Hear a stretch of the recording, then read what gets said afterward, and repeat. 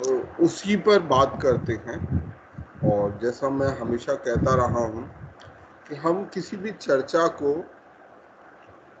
एक तरफा चर्चा ना बनाकर एक संवाद बनाते हैं, भाषण ना बनाकर बातचीत बनाते हैं।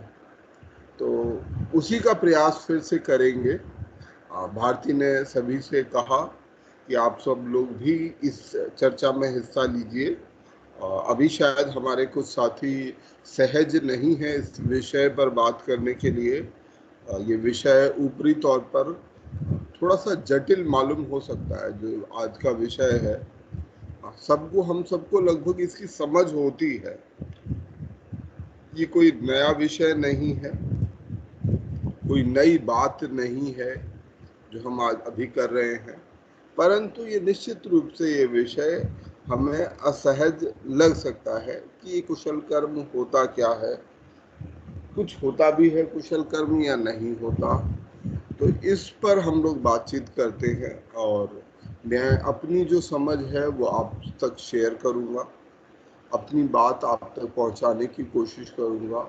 और हम लोग मिलकर, जो ये मेरा अपना व्यक्तिगत या मेरी अपनी समझ है, मैं अपनी समझ को किसी पर थोपना नहीं चाहूँगा, परंतु हम सब लोग मिलकर इस विषय का, इस विषय की वैज्ञानिक विश्लेषण जरूर करना चाहेंगे। और इसको हम पूरी तरीके से वैज्ञानिक विश्लेषण करेंगे कि ठीक है, ये एक ऐसा विषय है जो जो मालूम होता है कि एक धार्मिक विषय है, परंतु ये चिंतन का उतना ही महत्वपूर्ण विषय है कि हमारे जीवन में कुशल कर्म क्या होना चाहिए। सबसे पहला सवाल यहाँ ये उठना चाहिए कि क्या कुशल कर्म होना ही चाहिए, क्यों आवश्यक है, या क्या ये आवश्यक है। क्यों आवश्यक से पहले क्या यह आवश्यक है कि कुशल कर्म हो। दूसरा, अगर आवश्यक हो तो क्या होगा वो कुशल कर्म, किस प्रकार से उस कुशल कर्म का फर्क पड़ेगा। तो इन विषयों पर हम एक वैज्ञानिक की भांति चर्चा करने की कोशिश करेंगे, एक सामाजिक विज्ञानी की भांति उसे समझने की कोशिश करेंगे। और ये चर्चा, ये संवाद तभी सफल होगी जब ये संवाद दोनों तरफा रहे, दो तरफा रहे। हर कोई, हर व्यक्ति अपने को इस संवाद में शामिल करे, इस संवाद से जुड़े, उस संवाद में भाग ले। तभी ये बातचीत, ये चर्चा एक संवाद में तब्दील हो पाएगी। तो हम यहाँ से अपनी बात को मैं शुरू करता हूँ कि कुशल कर्म है क्या। और आप लोग मुझे इस पर आप लोग भी बताइएगा कि कुशल कर्म से आप क्या समझते हैं, क्योंकि इस विषय के बारे में कोई भी एक समझ, फाइनल समझ नहीं हो सकती है। तो अपनी बातचीत को बहुत सीमित रखने की कोशिश करेंगे, क्योंकि विषय बहुत गहरा, बहुत बड़ा है। पर हम लोग जितनी अपनी समझ रख सकते हैं, जितनी अपनी समझ रखते हैं, अपनी विद्वता के अनुसार, अपनी सांसारिक, अपनी विषयों की समझ के अनुसार हम इस पर बातचीत करेंगे, हम इसे समझने की कोशिश करेंगे। तो सबसे पहला सवाल जो आता है यहाँ पर, मैं 10 या 15 मिनट कोशिश करूँगा इस पर बात करने की, और फिर हम लोग इसमें आपस में चर्चा करेंगे। हम लोग इस विषय को ओपन करते हैं और मैं सभी से ये अपेक्षा रखूँगा कि सभी साथी इसमें खुलकर भाग लें, घबराएं नहीं। किसी भी विषय को समझने के लिए हम सबको मिलकर प्रयास करना होगा। अन्यथा ये केवल एक अकेडमिक भाषण तक ही सीमित रह जाएगा और हमें ऐसे कोई अकादमिक चर्चा नहीं बनानी है, कोई एक मोनोलॉग नहीं बनाना है, मिलकर की गया एक विश्लेषण बनाना है इस बातचीत को। तो पहली बात, हम विषय कर रहे हैं कुशल कर्म की। तो इसमें दो हिस्से हैं, इस शब्द के दो हिस्से मोटे मोटे तौर पर दिखाई देते हैं। जो पहला हिस्सा है, जो ज़्यादा महत्वपूर्ण है, वो है कर्म। और कर्म के साथ दूसरी चीज है कुशल। कर्म और कुशल, सबसे पहले अगर हम इस बात को समझने की कोशिश करें कि आखिर क्या होता है कर्म, कर्म है क्या, कर्म को हम कैसे समझें। कर्म में जैसा हम आमतौर पर ऐसे इंग्लिश में शाब्दिक रूप से बदले इसको, तो कर्म का मतलब होता है एक्शन। एक्शन, शायद मेरे सभी साथी इससे सहमत होंगे कि जो जिस तरह से हम इसको इस्तेमाल करते हैं वो है एक्शन, कि हमने कोई भी क्रिया की, कुछ भी मूवमेंट किया, तो उसे हम कर्म, कुछ एक्शन, कुछ हुआ, कुछ तब्दील हुआ, तो वो कर्म है। तो ऐसा ऐसा हम एक्शन को मानते हैं। कर्म में एक चीज महत्वपूर्ण है कि कर्म, जैसे कर्म है, कर्म हर कोई करता है। कर्म होने के लिए इंसान होना भी शायद आवश्यक नहीं है। हर जीव जो यहाँ मौजूद है वो अपने अनुसार अपने जीवन को बचाए रखने के लिए, अपने जीवन को आगे बढ़ाने के लिए निरंतर कर्म करता रहता है। निरंतर कहीं ना कहीं कोई कर्म कर रहा है। अपनी आवश्यकताओं की पूर्ति के लिए वो कर्म हो सकता है। हम सभी को इस कुदरत ने, प्रकृति ने कुछ नैसर्गिक प्रकृतियां दी हैं, कुछ नैसर्गिक कर्म दिए हैं। हम उनमें लगे रहते हैं। हमें भूख, प्यास, अपनी जो जैविक आवश्यकताएं हैं उनको पूरा करने के लिए काम करते हैं। तो क्या जो ये कर्म है, कुछ ऐसे कर्म है, एक छोटा बच्चा है, छोटा बच्चा भी कुछ एक्शन करता है। छोटा बच्चा भी जो बिल्कुल पैदा होता है वो रोता है, हाथ पैर चलाता है, अपनी ज़रूरतों को पूर्ति के लिए काम करता है। तो क्या वो काम भी कर्म की कैटेगरी में शामिल होगा? क्या वह कर्म भी जो हमारे बिना चाहे, बिना सोचे, बस हमारी आवश्यकताओं की, प्रकृति की आवश्यकताओं को पूर्ति के लिए किया गया कर्म, वो भी कर्म होगा? वो एक्शन जो है, वो जो क्रिया की गई है, क्या वो कर्म है? दूसरा सवाल कि क्या ये कर्म, जो कर्म है, जो एक्शन है, जो क्रिया की जा रही है, उस एक्शन में चेतना का, चेतन होने का, चेतना का क्या योगदान है? चेतन मन से किया गया कर्म वो क्या है? क्या कर्म में चेतना का होना अनिवार्य है? कैसे चेतना, हमारी जो कॉन्शियस है, कैसे किसी कर्म को, किसी क्रिया को कर्म में कन्वर्ट कर देती है? क्योंकि जब तक कोई क्रिया है, पानी गिर रहा है, जो अचेतन चीजें हैं वो भी कर्म करती हैं। पानी है, बह रहा है, तो क्या उसे भी कर्म बोला जाए? तो कर्म में चेतना का क्या योगदान है? और कर्म का आखिर फिर फल क्या होता है? क्या कर्म, हर कर्म का कुछ एक्शन होता है या कर्म का कोई कारण होता है? तो हर कर्म का कारण होता है, मेरे ख्याल से हम इससे सभी सहमत होंगे। हर एक्शन का कोई ना कोई कारण होता है। कार्य कारण का सिद्धांत है। कोई कार्य हो रहा है, जो भी एक्शन हो रहा है, मैं यहाँ कर्म की बात नहीं कर रहा हूँ, तो कर्म और कारण का एक सिद्धांत है, क्रिया और कारण का एक सिद्धांत है। क्रिया और कारण आपस में एक दूसरे से बंधे हुए हैं। तो हमारे कर्म जो चेतन मन से किए गए हों, अगर मैं कर्म को इस भांति समझने की कोशिश करूं कि ऐसी क्रियाएं जो चेतन मन से की गई हो, जिनमें एक कॉन्शियसनेस हो, एक इंटेंशन हो, एक एक एक चेतना है, एक इंटेंशन है, एक नीयत है, एक प्रयास है, तो उस क्रिया को हम कर्म बोल सकते हैं। उस क्रिया को हम कर्म बोल सकते हैं, जो क्रिया में कहीं किसी चेतना का भाग हो, चेतना से की गई क्रिया, चेतन मन से की गई क्रिया। अचेतन मन से की गई क्रिया को हम कर्म नहीं कह पाएंगे।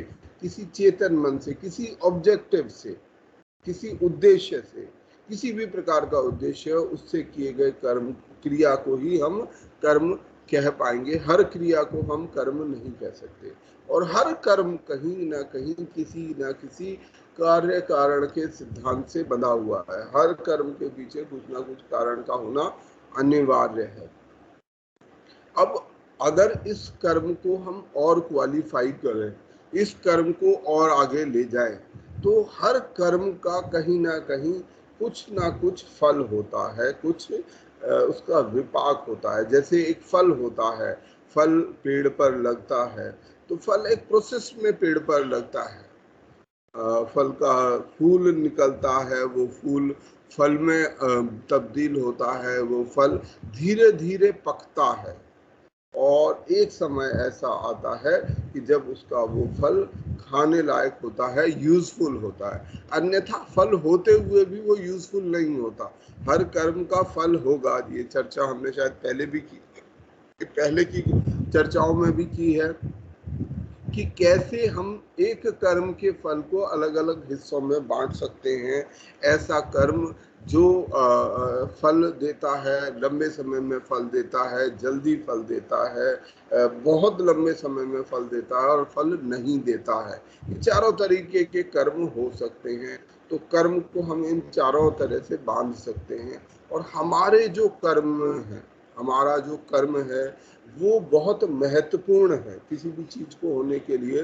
अच्छा या बुरा जो भी कुछ आज है, वो ये कुशल हो सकता है, वो अच्छा हो सकता है, वो बुरा हो सकता है। हमारा कोई भी कर्म अकुशल या कुशल की श्रेणी में कहीं ना कहीं बंधा होता है, कहीं ना कहीं उसका एक प्रभाव होगा और उस प्रभाव के अनुसार हम उसे कुशल कर्म या अकुशल कर्म की श्रेणी में बांट लेंगे। कुशल कर्म वो कर्म होगा जो कर्म हमें सहायता करे इस धरती की मर दुख से मुक्ति के। जो दुख है, जो दुख व्याप्त है, चाहे वो दुख हमारा दुख हो, वो कष्ट हमारा कष्ट हो या किसी और का कष्ट हो, या हमारा सामूहिक दुख हो, हमारा जो कलेक्टिव कष्ट है वो हो। तो कर्म जो है हमें रास्ता देता है अपने कलेक्टिव दुख से निजात पाने के लिए। अपने व्यक्तिगत दुख, हम अपने जीवन में तमाम तरीके के कर्म करते हैं, हम सबको इस बात से की अनुभूति है। लगभग सभी धर्मों में इस कर्म के सिद्धांत को पहचान की गई है। सभी धर्मों ने इस बात को समझा है। जितने भी विचारक हैं आज तक के, उन सभी विचारकों ने, उन सभी विचारों ने, उन सभी धर्मों ने इस बात को सहजता के साथ समझा है, अपनाया है कि निश्चित रूप से हर कर्म का फल होता है। और धर्म एक मार्ग है, कोई भी धर्म एक मार्ग है इस धर्म के अपने उद्देश्यों की पूर्ति करने के लिए। और कुशल कर्म वही रास्ता है जो हमें सही कर्म, अच्छे कर्म की ओर ले जाता है, जो हमें तय करता है कि कैसे हम अपने दुखों को कम कर सकते हैं, मिटा सकते हैं। मैं इस चर्चा पर बाद में आऊँगा, आप सबको शामिल करना चाहूँगा इस चर्चा में। उससे पहले बस मैं इतना दो चीज़ और रखना चाहूँगा कि हर कर्म का हमें यहाँ पर कुछ बात को समझ लेना चाहिए कि कर्म निष्फल नहीं होते।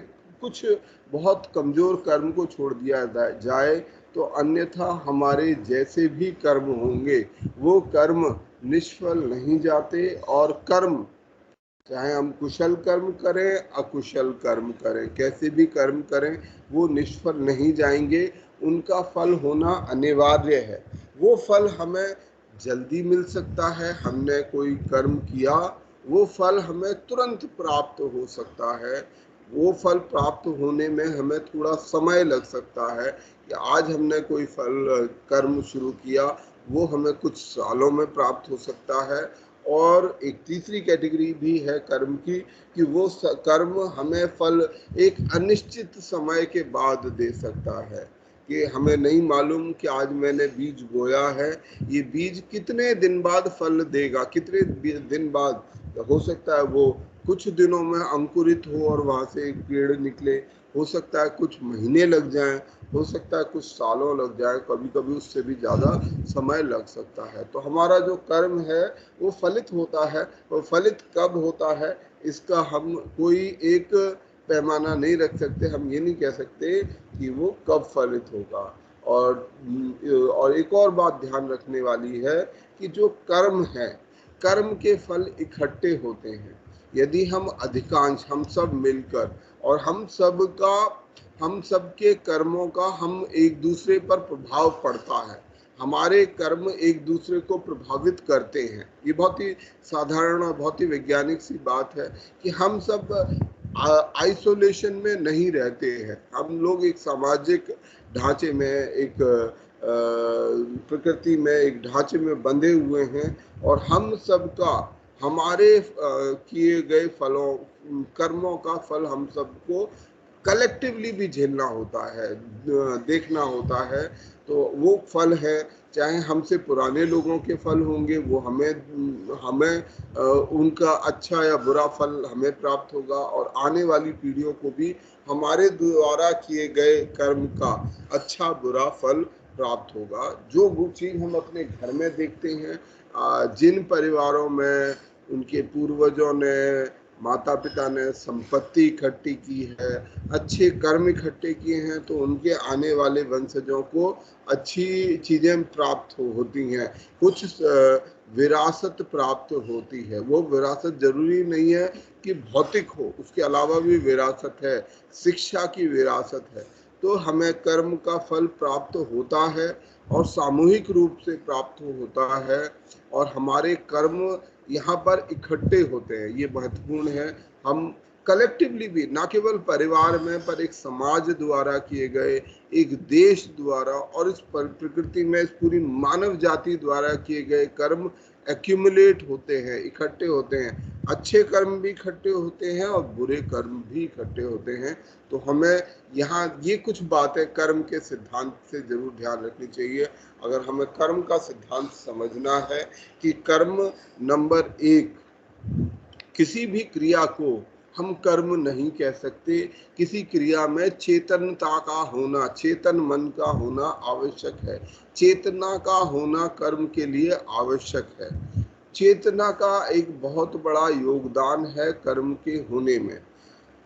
कर्म, कोई भी कर्म जो है निष्फल नहीं होता। कुछ कर्म ऐसे हो सकते हैं जिनका फल बहुत कमजोर हो, परंतु कर्म का फल होना अनिवार्य है। कर्म का फल अवश्य होता है।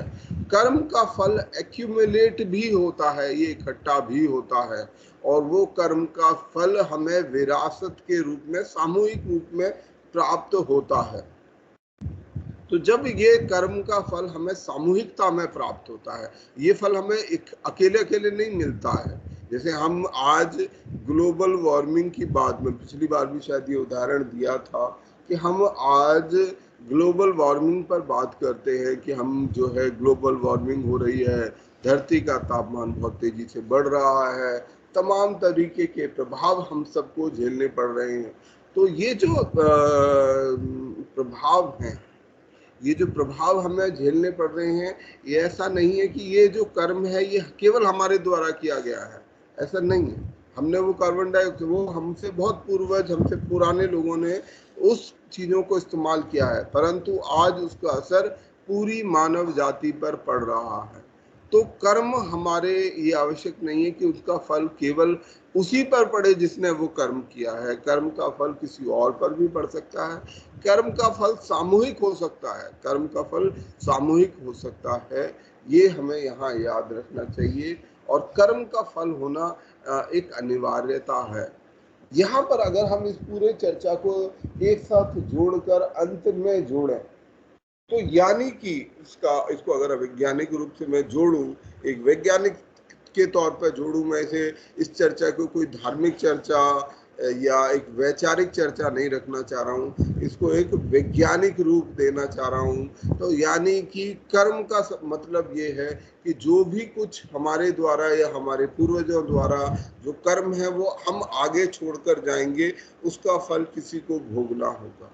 ऐसे में ये बहुत अनिवार्य हो जाता है इस बात को समझना कि आज जो हमारा कष्ट है, जो हमारा दुख है, जिसको हम अपना दुख बोलते हैं, है ना, वो दुख कहीं ना कहीं हमारे सबके द्वारा, हमारे पूर्वजों द्वारा और हमारे द्वारा कर्मों का टोटल फल है।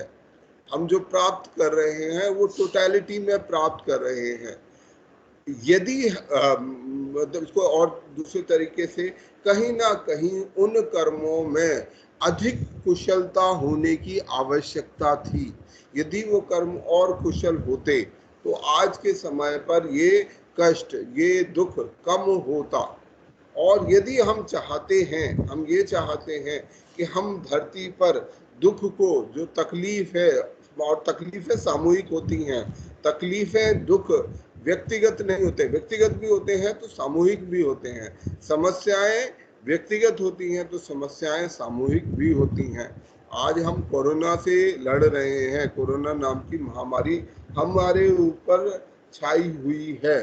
तो ये कोरोना नाम की बीमारी हमारी व्यक्तिगत बीमारी है, निश्चित रूप से व्यक्तिगत बीमारी है, किसी भी व्यक्ति को प्रभावित कर सकती है, परंतु साथ के साथ ये पूरे मानव जाति के लिए भी एक समस्या है, उसके लिए भी एक कष्ट का कारण है, दुख का कारण है।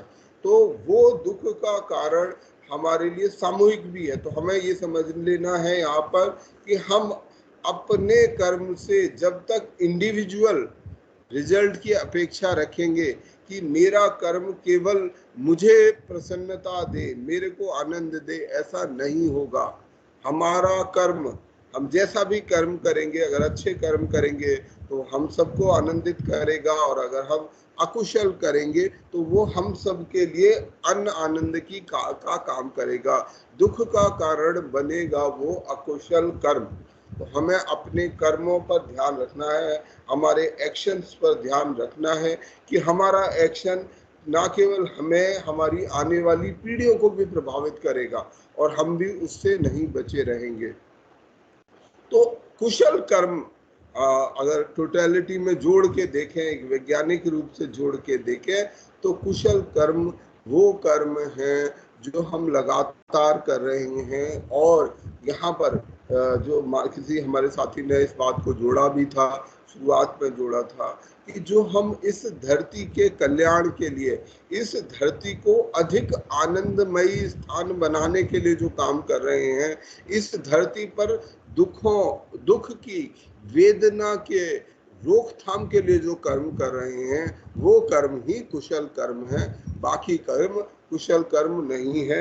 वो कर्म जो इस धरती पर दुख का कारण बनेंगे, जो इस धरती पर वेदना को बढ़ाएंगे, दुख को, कष्ट को बढ़ाएंगे, आनंद की समाप्ति करेंगे, वो सभी कर्म अकुशल कर्म है। बहुत ही साधारण पैमाना हो सकता है।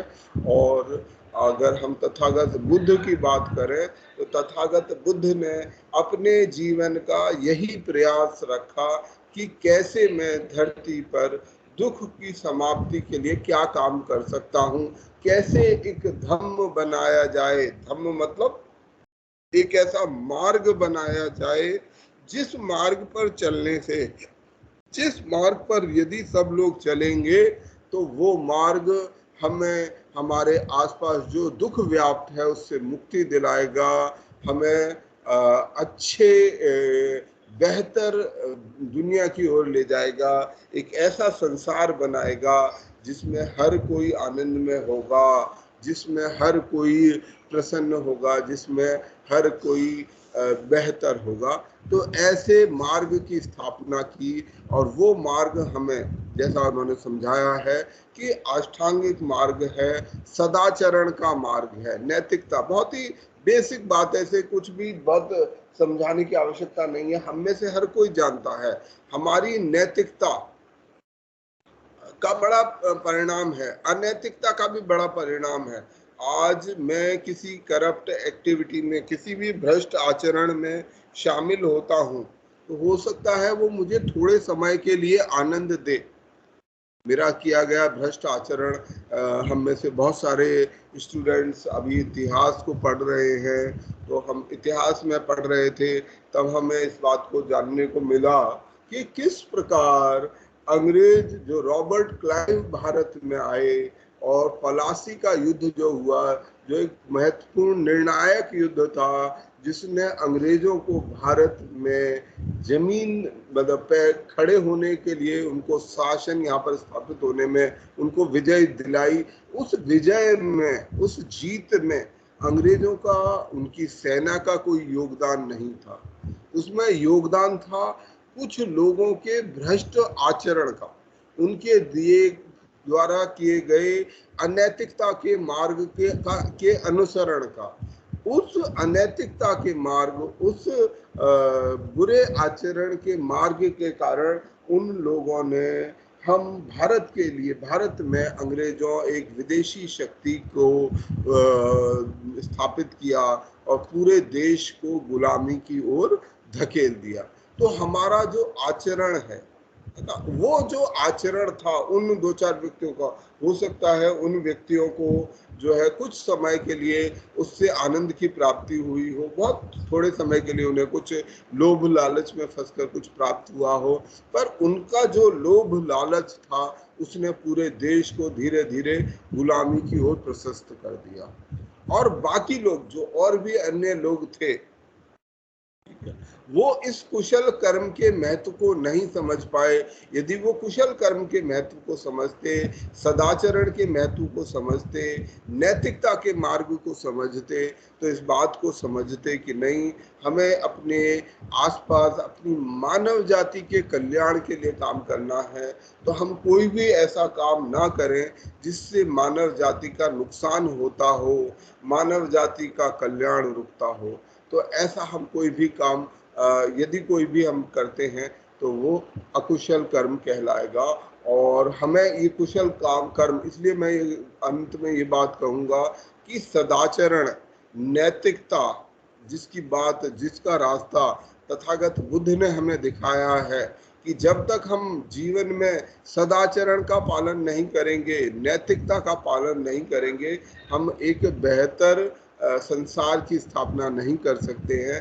तो ये मार्ग जो उन्होंने दिखाया है, ये हमें समझना है और इस पर चलना है। अगर हम अपने आप को बेहतर बनाना चाहते हैं व्यक्तिगत रूप से, यदि हम अपने परिवार को बेहतर बनाना चाहते हैं, समाज को, देश को और पूर्ण मानव जाति और पूरी धरती को, इस कायनात को यदि हम बेहतर, अधिक आनंदमय बनाना चाहते हैं, तो हमें ये समझना चाहिए कि ये बहुत ही वैज्ञानिक तथ्य है, एक सामाजिक विज्ञान का बहुत साधारण सा तथ्य है कि हमारे कुशल कर्म हमारे ऊपर कैसे, क्या प्रभाव डालते हैं, कैसे हमारे कुशल कर्म हमें आनंद की ओर ले जा सकते हैं, इस दुनिया को बेहतर स्थान बनाने में योगदान दे सकते हैं।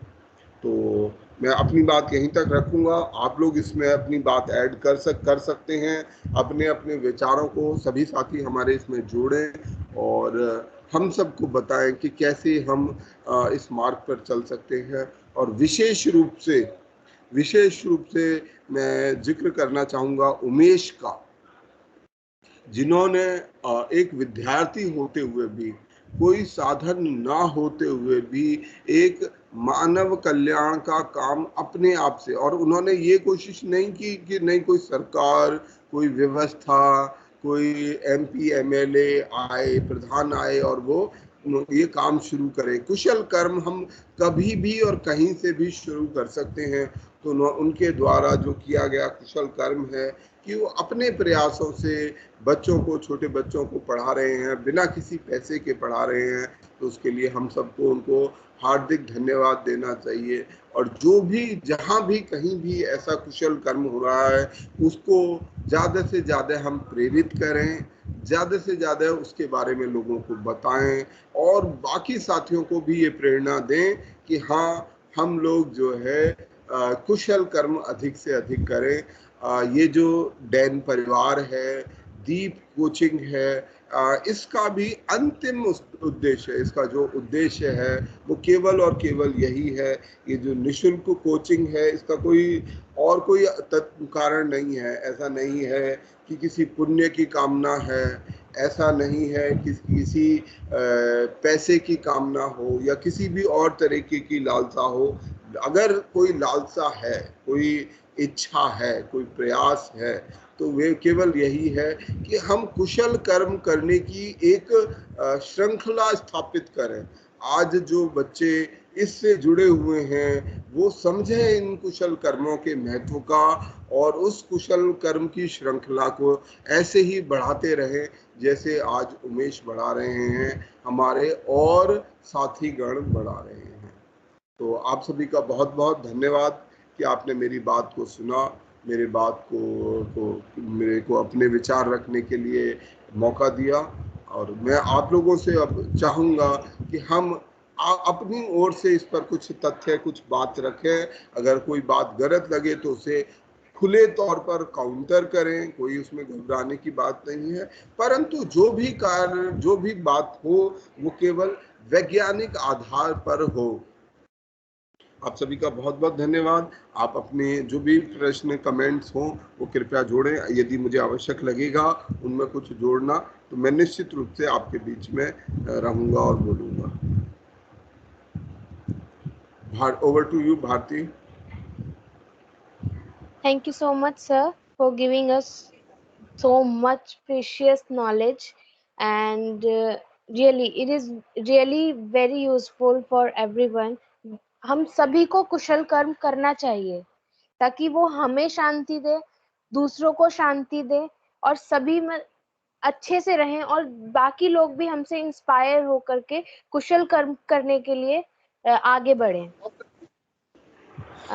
ओके, नाउ अगर आप में से कोई भी अपने पॉइंट्स ऐड करना चाहते हैं, अपने कमेंट्स देना चाहते हैं, तो आप लोग फ्री हैं यहाँ पर बोलने के लिए। प्लीज अपने पॉइंट्स ऐड कीजिए।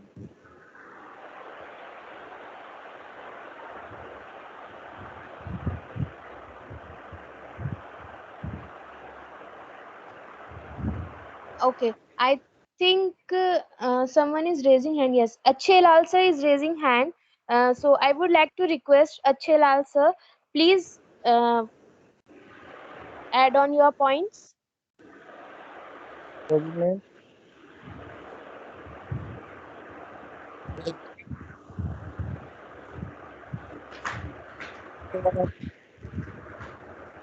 Sir, your voice is not clear. जय भीम, मैं एक सॉन्ग सुनाना चाहूंगा आपको। जी सर, प्लीज कंटिन्यू।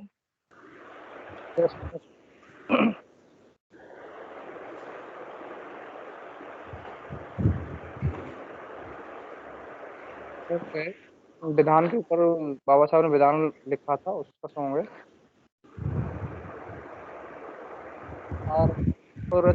विधान हो विधान, जय भीम हमारे बाबा ने, जय भीम हमारे बाबा ने, जय भीम हमारे बाबा ने, भारत को रचो विधान हो विधान, जय भीम हमारे बाबा ने, एका भारत में कर दीनो, अंग्रेजन से शासन छीनो, एका भारत में कर दीनो, अंग्रेजन से शासन छीनो, उपदेशियो जनता को दीनो, तज ऊंच नीच के मत हीनो, तुम असल बनो इंसान, इंसान, जय भीम हमारे बाबा ने, तन मनुष्य मृत्यु फोड़ दई, पोपन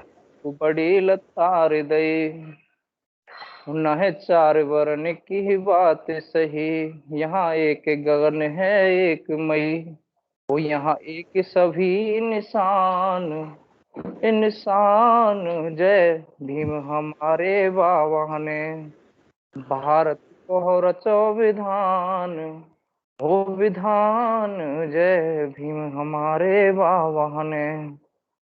अगली लाइन में, तुम राजा ना हो जनता हो, भारत के भाग्य विधाता हो, ना जमींदार ना धनता हो, तुम दुखियन के दुखड़े हरता हो, तुम भारत की संतान, संतान, जय भीम हमारे बाबा ने, भारत को रचो विधान हो विधान, जय भीम हमारे बाबा ने, हो तुम लड़ो लड़ाई वोटन की, मत धौंस दिखाओ तूफान की, तुम शान घटाओ दुश्मन की।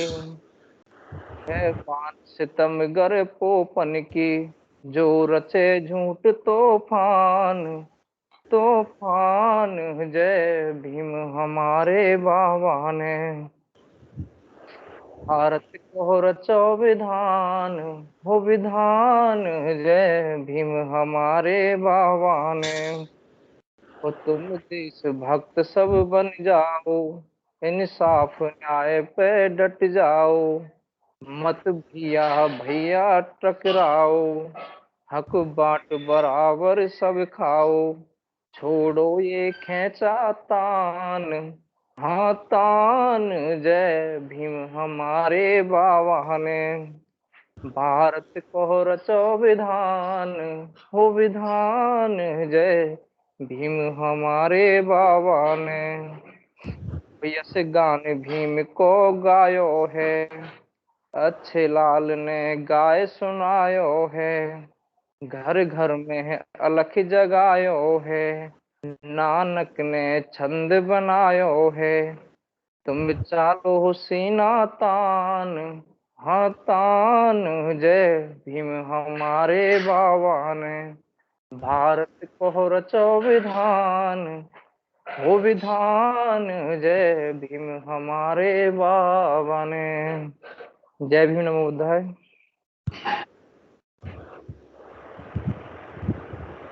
Thank you so much, sir. And this is really appreciable कि आप आगे आए और आपने हमें इतना अच्छा गाना सुनाया।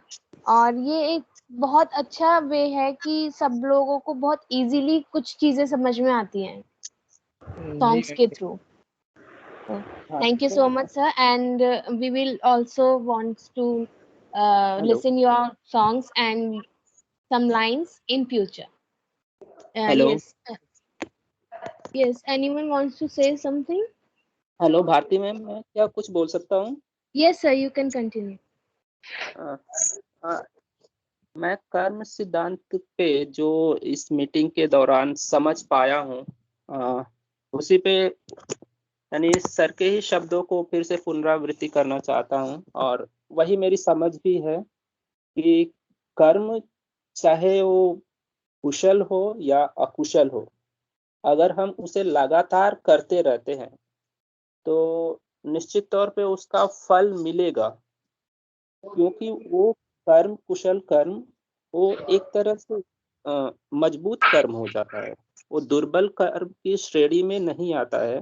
तो अगर चाहे वो कर्म कैसा भी हो, अगर हम लगातार करते रह रहे हैं उसको, तो उसका परिणाम निश्चित तौर पे मिलेगा। कभी कभी क्या होता है कि अ, हम कर्म तो करते हैं, लेकिन हम सोचते हैं कि इसका परिणाम क्यों नहीं मिला। तो हो सकता है कि वो कर्म जिस एफर्ट की चाह रखता हो, मतलब उस कर्म के परिणाम के लिए जितनी हमें क्रिया करनी होती है या चाहिए थी, उतना हमने नहीं किया, इसलिए कर्म का परिणाम नहीं मिला, तो उसको हम दुर्बल कर्म की श्रेणी में रखते हैं। अन्यथा लगभग जितने भी कर्म करते हैं, जैसा कि सर ने बोला कि वो ऐड होते रहता है, इकट्ठा होते रहता है, संचित होते रहता है।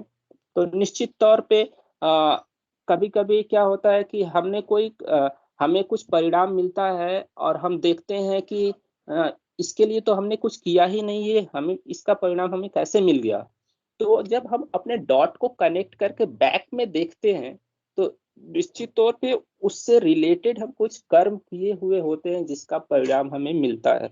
तो हम अभी तक यही समझ पाए कि कुशल कर्म को अगर लगातार करते रहे तो निश्चित तौर पे उसका परिणाम कुशल होगा। धन्यवाद ma'am. Yes, sir. I totally agree with you कि हमें समय समय पर अपना कुशल कर्म करते रहना चाहिए ताकि हमें उसका फल मिले. Thank you so much, sir.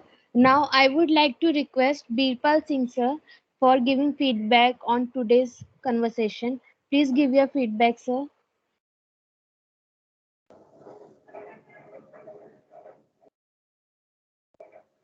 Hello hello hello ji sir, yes sir, मेरी आवाज आ रही है?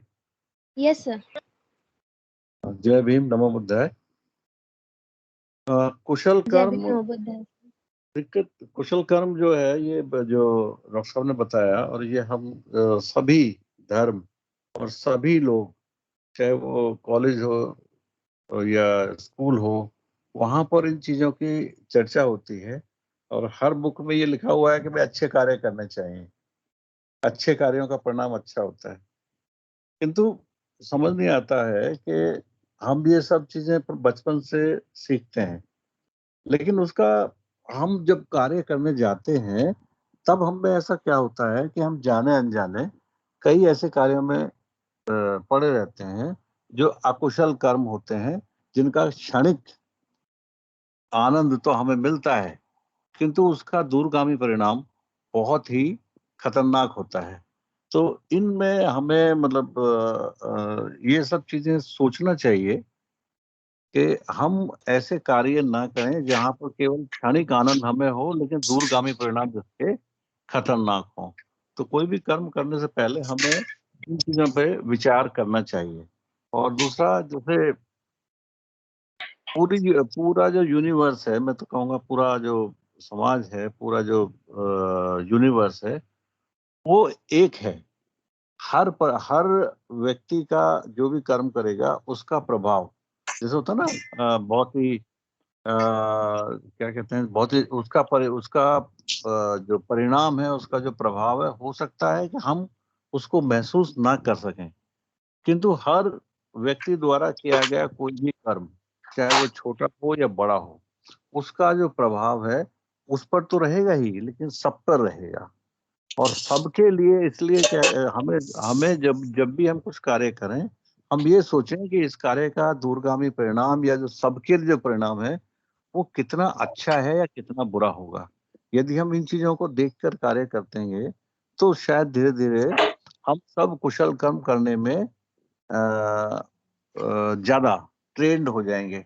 इनफैक्ट ये थोड़ा सा जो कक्षा में पढ़ाया हुआ और कक्षा के बाहर जो हम कार्य करते हैं, उन दोनों में संभव हम सामंजस्य नहीं रख पाते हैं। जैसे आज हम अभी अभी हम कुशल कर्म के दिमाग के बारे में बात कर रहे हैं, तो अभी हम कुशल कर्म का 100 बातें ध्यान आ रही हैं कि हाँ, ये कार्य अच्छा हो सकता है, ये कार्य अच्छा हो सकता है, ये कार्य। लेकिन जैसे ही हम इसको मैं कक्षा ही कहूंगा, इस कक्षा से जैसे ही हम बाहर संसार में जब मूव करते हैं, तो संसार में मूव करने पर पता नहीं हम इन चीजों को एकदम ऐसा भूलते हैं। और उसमें उस समय जो हमारे कार्य होते हैं, वो कार्यों में हम अ, अपने क्षणिक फायदों के लिए, क्षणिक आनंद के लिए बहुत सारे कार्य ऐसे कर देते हैं जिनके दूरगामी परिणाम समाज समाज के लिए बहुत ही खतरनाक होते हैं। फॉर एग्जाम्पल, जैसे मनुस्मृति, जैसे अब पता नहीं ये बनी या नहीं बनी, या है या नहीं है, ये मैंने कभी देखा नहीं, किंतु एक सिद्धांत, उस सिद्धांत की पता नहीं उस समय जरूरत थी या नहीं थी, कुछ नहीं कह सकते इस बारे में, क्योंकि वो तो बहुत पुरानी बात है। और ये सब जो चर्चाएं होती हैं, ये सब मतलब एक तरह से अपना अपना सोच लोग बताते हैं, लेकिन वो कितना सही है कितना गलत है उसका नहीं। अब उसने एक सोच बना, एक वो सिद्धांत बना दिया कि भाई जो व्यक्ति जो काम करेगा उसको उस तरह का एक ग्रुप, जो कुम्हार हैं तो वो कुम्हार कहलाए जाएंगे, जो मोची हैं वो मोची कहलाए जाएंगे, जो फला काम करेगा वो फला का, ऐसा ऐसा उसने बना दिया। अब उसकी आई डोंट नो क्या जरूरत थी या नहीं थी, लेकिन बन गया। बनने के बाद धीरे धीरे वो ऐसा हो गया कि वो कार्यों के बजाय वो आपके जन्म से तय होने लगा। जन्म से मतलब अगर कुम्हार है तो कुम्हार का बेटा भी कुम्हार ही कहलाएगा। पहले ये कर्म पे आधारित था कि अगर कुम्हार का बेटा कुम्हार का कार्य करेगा, बर्तन बनाने का कार्य करेगा, तो वो कुम्हार कहलाएगा। अगर वो बेटा आगे जाके शिक्षक बन जाता है तो फिर वो कुम्हार नहीं, वो ब्राह्मण कहलाएगा, शिक्षक कहलाएगा। तो उस तरह का था, लेकिन धीरे धीरे ये एक जन्म से हो गया। तो आप चाहे कुछ भी करें, लेकिन आप उस जन्म से, जहां से आपने जिस कोख से जन्म लिया है, आप उससे पहचाने जाएंगे। और उससे जो समाज में जो विकृतियां आई हैं, एक जो इन्फीरियोरिटी कॉम्प्लेक्स में, इसलिए कहता हूं कि इन्फीरियोरिटी कॉम्प्लेक्स में हर आदमी एक कॉम्प्लेक्स में जी रहा है, चाहे वो जातियों के हिसाब से, चाहे वो उच्च जाति में है या निम्न जाति में है, सब में एक कॉम्प्लेक्स पैदा हो गया है। और उस कॉम्प्लेक्स की जो लड़ाई है वो इतनी ज्यादा है कि हम उस कॉम्प्लेक्स को ओवरकम करने के लिए कई ऐसे कार्य करते हैं जिनके परिणाम यदि इमीडिएटली देखें तब भी कुछ लोगों के लिए बहुत ही खराब निकलते हैं, और अगर आप लॉन्ग रन में देखें तो एक बहुत ही भयावह एक स्थिति जो पैदा हो गई है समाज में, उसको हम बढ़ाए जा रहे हैं, उसका कोई अंत दिख नहीं रहा है। ये सब क्यों हो रहा है? क्योंकि एक व्यक्ति ने एक ऐसा कार्य कर दिया या एक ऐसा सिद्धांत बना दिया जाने अनजाने, जिसका एक दूरगामी परिणाम कम से कम भारत में तो ये बहुत ही भयावह स्थिति ले चुका है। और इसकी हमें आज आज हम इस चीज को एक्नॉलेज भी नहीं करते हैं। सच हो जाए तो हम जिस कास्ट में पैदा होते हैं हम उसको क्वेश्चन नहीं करते, हम उसमें उसी में रह के अच्छा कार्य करने की कोशिश करते हैं या उसी से कंपेयर करके हम उससे बाहर आने की कोशिश करते हैं। तो जब तक हम इन चीजों को धीरे धीरे नहीं समझेंगे, अपने कर्मों को उस तरह से नहीं सोच, कर्म का मतलब ये नहीं कि फिजिकल कार्य ही करना कर्म होता है। कोई भी कार्य यदि आप मेंटली भी करते हैं या एक सिद्धांत भी बनाते हैं या एक रिसर्च करके आपने सिद्धांत दे दिया, तो वो भी एक कार्य है। उस कार्य के परिणाम भी दूरगामी होते हैं। तो हम सबको मेरा मानना ये है कि जाति से बाहर कैसे निकलें, ये हम सबको सोचना चाहिए और उस पे हमें कार्य करना चाहिए किसी भी तरह से। जैसे यदि आप अपना जाति सूचक शब्द इस्तेमाल नहीं करते हैं, आप अपनी जाति बचाने में और जाति का बगार करने में गलत समझते हैं इस बात को, तो ये एक मेरे हिसाब से कुशल कर्म होगा। आप जाति को कम कर रहे हैं, और ये एक जो एक मेन विचार है, यदि ये विचार हम सब अपना लें तो हो सकता है कि समाज में हो क्या सकता है, मेरा तो पूर्ण विश्वास है कि धीरे धीरे समाज में एक ऐसा वो आ जाएगा कि जाति बताना एक गलत बात हो जाएगी। किंतु आज हम क्या हैं, आज हम जाति पे ही बात करते हैं, अपने नाम के आगे जाति लगाना अपना सौभाग्य समझते हैं या बहुत अच्छी बात समझते हैं। मेरे विचार में ये बहुत ही गलत कर्म है और हमें इन चीजों को ध्यान देना चाहिए। ऐसे ही अनावश्यक हिंसा, हर धर्म ने ये कहा है कि भाई अनावश्यक किसी भी तरह की हिंसा जो है वो गलत है, और खासकर अनावश्यक हिंसा। किंतु हम अपने अपने क्षणिक आनंद के लिए कई ऐसे कार्य कर देते हैं जो कार्य हमें नहीं करने चाहिए। फॉर एग्जाम्पल, बहुत छोटे छोटे एग्जाम्पल मैं दूंगा, जो जैसे आपने देखा है कभी वो हूटिंग करते हैं, या कभी किसी एक बच्चे को टारगेट करके बाकी जो ग्रुप है वो उसकी टांग खींचना कहते हैं। वो एक बड़ा क्षणिक, उनको जो जो ऐसा करते हैं उनको बड़ा आनंद आता है इस बारे में।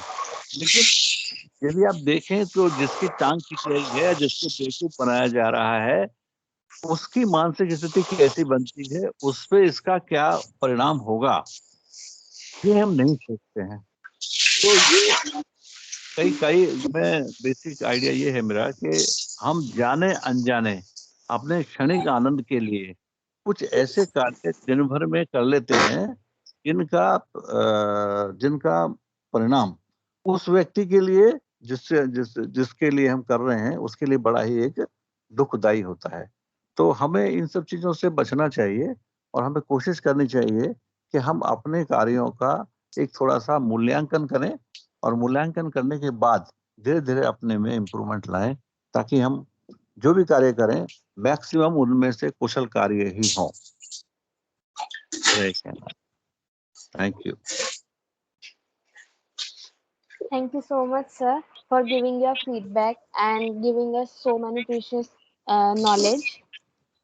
Now, I would like to request, yes, I can see Praveen sir is raising hand.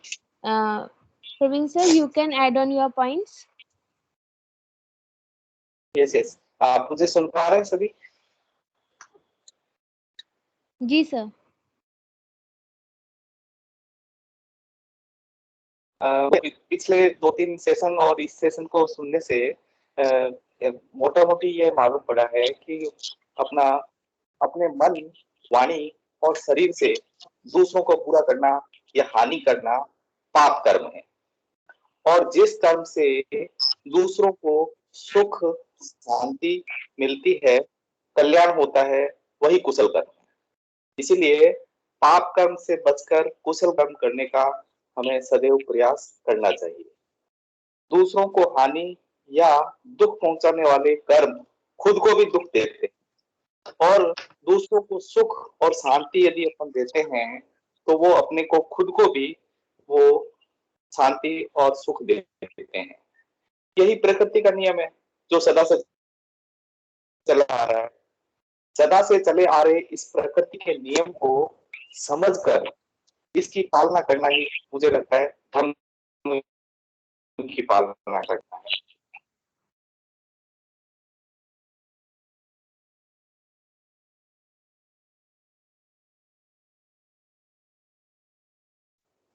Buddha ने चित्त को निर्मल और शुद्ध रखने के लिए निर्मल मन अनंत करुणा और मैत्री से भरा होता है। निर्मल मन किसी को भी नुकसान नहीं करता है और वह दूसरों को सुख शांति और आनंद ही पहुंचाएगा, यही मंगल कामना करेगा, सबका कल्याण करेगा। चित्त व्यवस्था को पहुंचने के लिए हमें बुद्ध धर्म के अष्टांगिक मार्ग में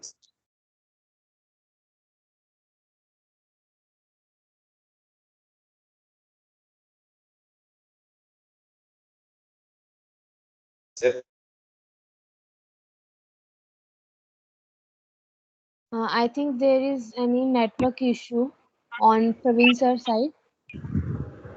And now we are exceeding time. So if anyone have any question or anyone wants to say anything, so they can add on within 2 minutes or 5 minutes.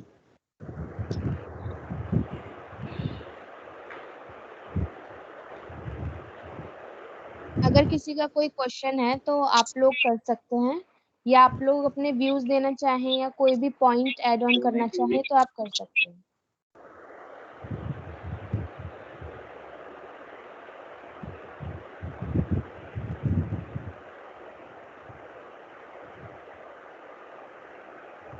I think सभी का हो चुका है आज, तो किसी के कोई क्वेश्चंस भी नहीं है।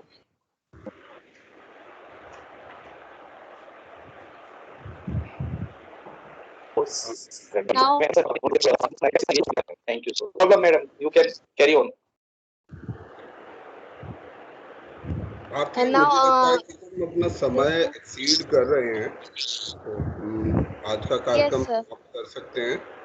और मैं इसमें अंत में मतलब 2 पॉइंट जोड़ना चाहूँगा जो हमारे सभी साथियों में बातें आई, कि हमें ये बात जरूर ध्यान रखना चाहिए कि जो कुशल कर्म है, जब भी हम कोई कुशल कर्म करें वो ये सोचकर करें कि ये हमारा भविष्य में निवेश है। जैसे हम इन्वेस्टमेंट करते हैं तो भविष्य में हमारे द्वारा किया गया निवेश है, पूरी मानव जाति के कल्याण के लिए हमारे द्वारा किया गया निवेश है। तो जब भी आप अगली बार कोई अच्छा काम कर रहे हो, कुछ सदाचरण का काम कर रहे हो, नैतिकता के पथ पर चल रहे हो और उसमें बाधाएं आए, तो उन बाधाओं को ये सोचकर हमें एक्सेप्ट करना चाहिए कि ये जो मेरा काम है ये भविष्य में किया गया निवेश है, जिसका पूरे भविष्य में मानव जाति, पूरी मानव जाति जिसका फल भोगेगी।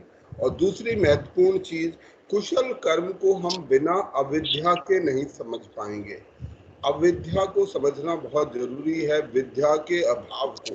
तो कुशल कर्म, और इसीलिए मैं आज की क्लास में ये प्रस्ताव रखता हूँ कि अगले सेशन में हम अविद्या और कुशल कर्म इनके कनेक्शन पर बात करेंगे कि कैसे अविद्या हमारे कुशल कर्म को सीमित कर सकती है, उसे रोक सकती है। अविद्या का खत्म होना कितना आवश्यक है कुशल कर्म के लिए।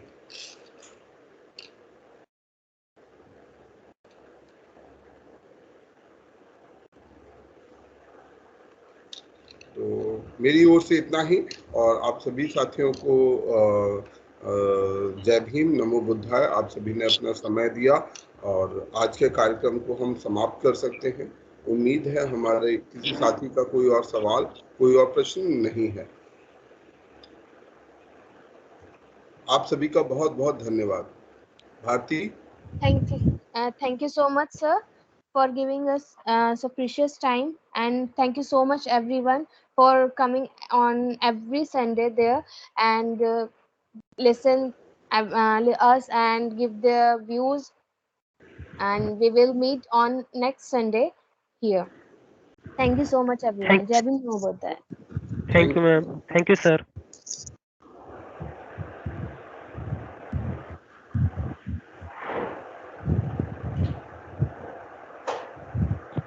जय भीम नमो बुद्धाय।